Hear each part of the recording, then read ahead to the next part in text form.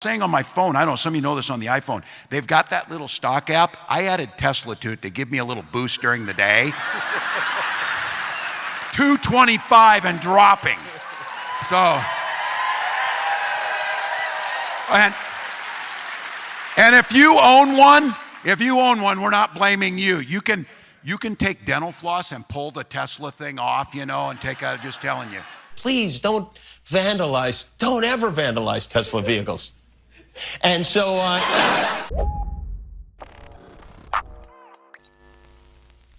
Unsurprisingly, those jokes set off a firestorm on Twitter, and the billionaire bootlickers and dick riders came out in full force to collectively clutch their pearls and condemn these atrocious attacks on poor Elon Musk's beloved company. For example, in response to Tim Walz's comments, Greg Gutfeld of Fox News wrote, "The definition of envy. As a man saves 2 astronauts, another lesser man seeks to destroy that man's company.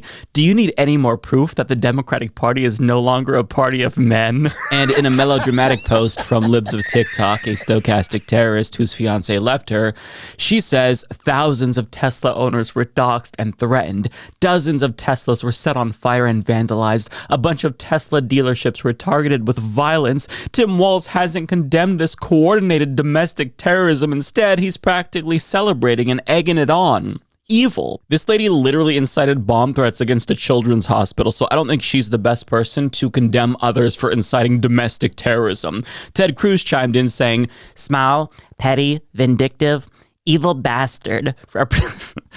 My Ted Cruz impression is not very good. "Represents today's Democrats well. Brother, you endorsed Trump after he called your wife ugly. I rest my case." Dilbert's racist creator Scott Adams says, "This is wrong on such a deep level. Republicans should use it as a campaign theme. Democrats destroying great American companies." White supremacist Charlie Kirk chimed in saying, "You are a sick, disgusting person. You haven't created anything in your life except overseeing the downfall of Minneapolis and giving tampons to young boys. You are cheering for the downfall of American jobs and innovation." Mike Cernovich adds, "If you had any doubt about what they would have done to this country, which you shouldn't have had, you have more confirmation." I don't even know what that means. Why? Because he's making a joke about Tesla. Clay Travis says, "Tim Walz brags about Tesla's stock price falling. Democrats are now rooting against one of the most successful companies in American history, an electric vehicle company. Oh no, because they're mad. Elon Musk is cutting waste and fraud. True insanity." CNN's resident idiot Scott Jennings added, "During the campaign, financially illiterate buffoon Tim Walz bragged about owning no stocks or bonds. His interaction with the market now is to cheer for an American company to fail in the hopes that 80,000 American workers will lose their job. Says the thought of it gives him a, quote, boost." Now, Elon Musk himself decided to chime in and said, "Sometimes when I need a little boost, I look at the J.D. Vance portrait in the White House and I thank the Lord." That honestly sounds low-key gay to me. But there's more, because the literal House Judiciary Committee Twitter account condemned Walz as well, writing, "Democrats are cheering for American companies to fail. Disgusting behavior." Hey, do you want to know what gives me a boost, aside from Tesla's falling stock prices? Their tears. Maybe we should get one of those mugs that says conservative tears. You know how they have the mugs that say liberal or leftist tears? We should get one of those, because it seems like it doesn't take much to trigger these snowflakes these days. I mean, they're in control of the entire country, and yet they're still crying. Because some people are making jokes at the expense of the world's richest man? How sad. How pathetic do you have to be to get worked up about that? Now, I'm assuming that with regard to Tim Walz, part of the reason why they're so mad about him in particular is because they still haven't gotten over him calling them all weird, which is still very much true, as evidenced by this response to his joke.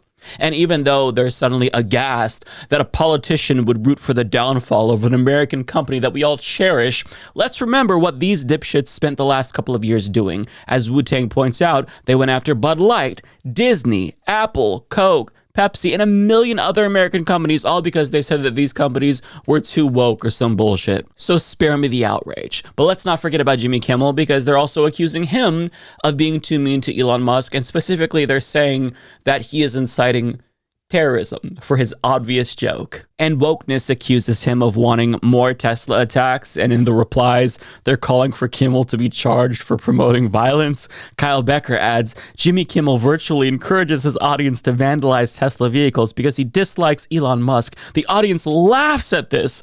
Ghouls. God, they're so melodramatic. Libs of TikTok says, Jimmy Kimmel is smugly calling for more Tesla attacks.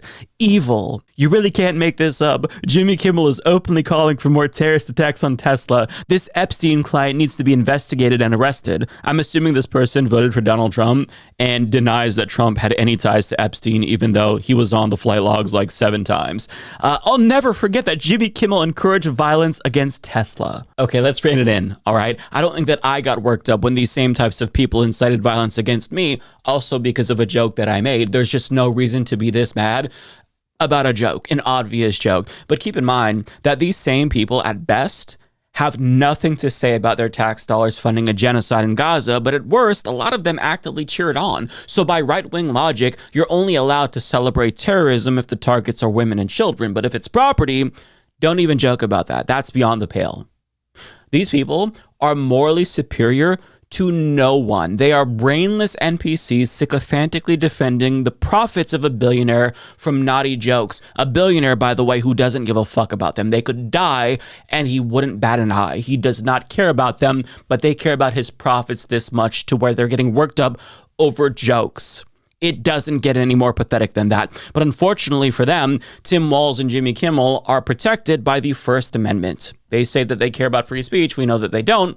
But thankfully, we do have the First Amendment to protect people like them who make jokes at the expense of petulant billionaires. And even though Trump claimed that the Tesla boycott was illegal, the fact remains that it's very much not. And we're allowed to boycott whatever company we want, just like these idiots boycotted Disney and Bud Light.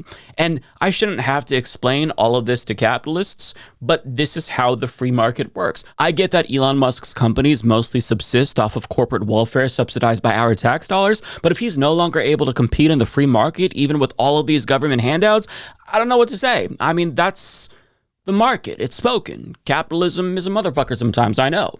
But I take it that Elon Musk is going to be just fine. Again, he is the world's richest man, and he doesn't need you to white knight for him over jokes. Besides, if you're an Elon Musk dick rider, you shouldn't be mad at people for making fun of him, because weeks ago, he said this at CPAC when he was presumably high as balls. So, I mean, the left wanted to make comedy illegal, you know? Yeah. Like, you can't make fun of anything. So then it was like, comedy sucks. It's like, nothing's funny. You can't make fun of anything. It's like, legalize comedy. Yeah. So there you have it. Tim Walz and Jimmy Kimmel are just doing their part to bring back comedy. So maybe think twice before you engage in this cringeworthy tone policing and woke scolding that you've denounced when the left has done it time and time again. But the reason why I think all of these right-wing bootlickers and dick riders are especially sensitive to jokes about Elon Musk is because last week he tugged on their heartstrings by portraying himself as a victim. So he looked like he literally wanted to cry in an interview with Larry Kudlow last week when he was asked about his companies and how they've taken a hit. I mean, how are you running your other businesses? With great difficulty.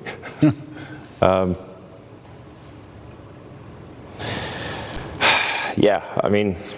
But there's no turning back, you're saying? I'm just here trying to make government more efficient. That is so sad. Now, this goes without saying, I don't condone property damage, nor do I support these attacks on Tesla. No. I'm also beaming some additional thoughts into the minds of my viewers so that way they truly understand how distraught I am by all of these attacks. But since he's never faced accountability for anything, I want to take some time to explain why he's experiencing this backlash. Not to justify it, but explain why it's happening again. So Elon Musk is an unelected Nazi who is destroying our government.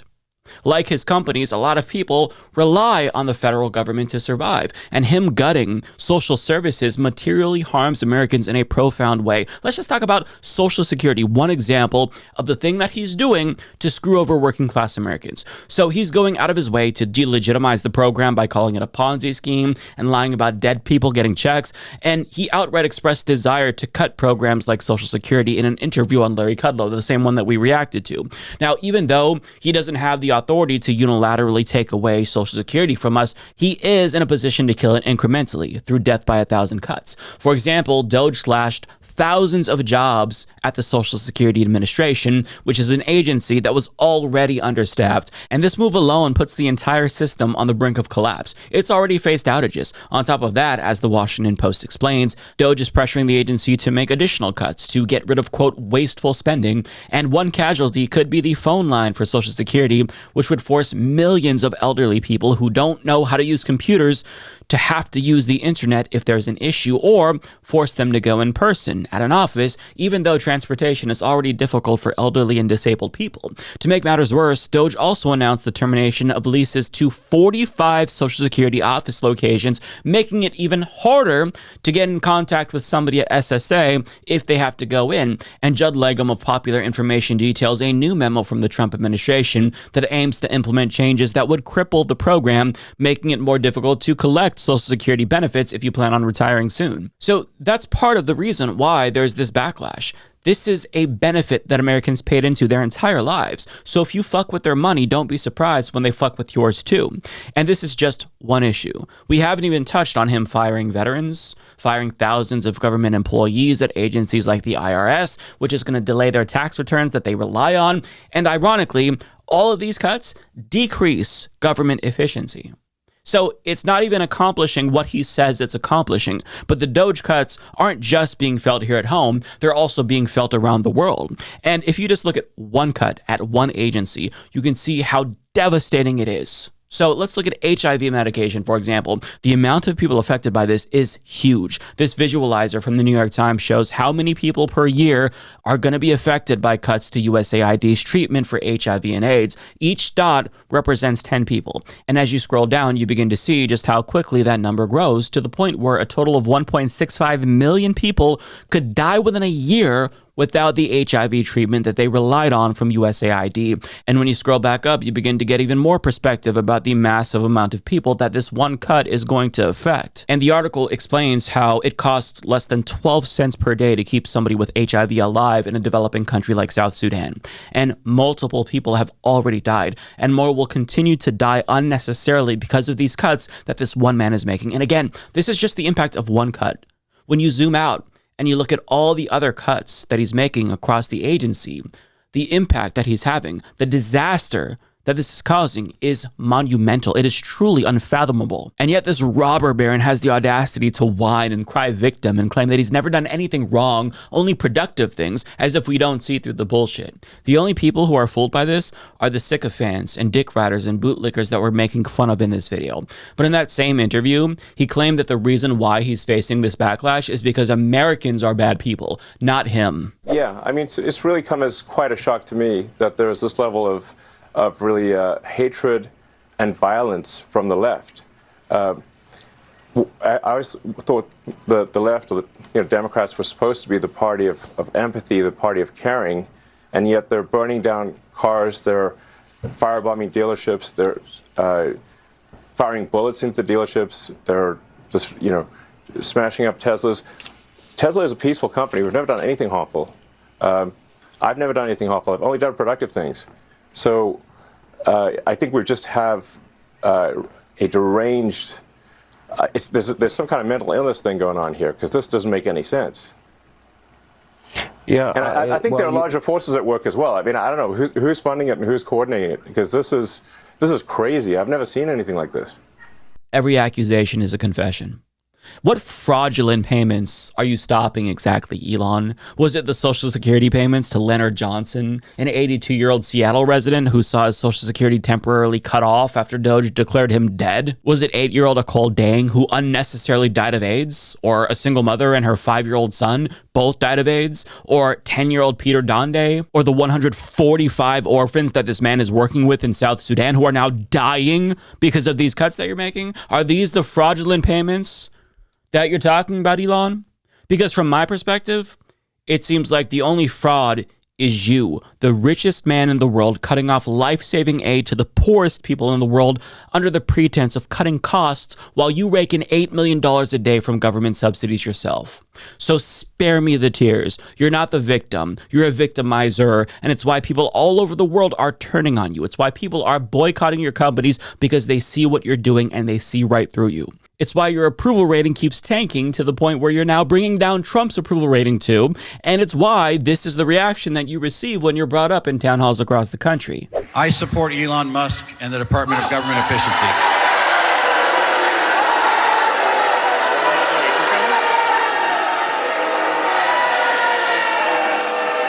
That's what Americans think of you, Elon Musk. It's why we want to tax away your billionaire status and reclaim the money that you stole from taxpayers. And on that note, let's go back to that same town hall to see what else they said about rich people.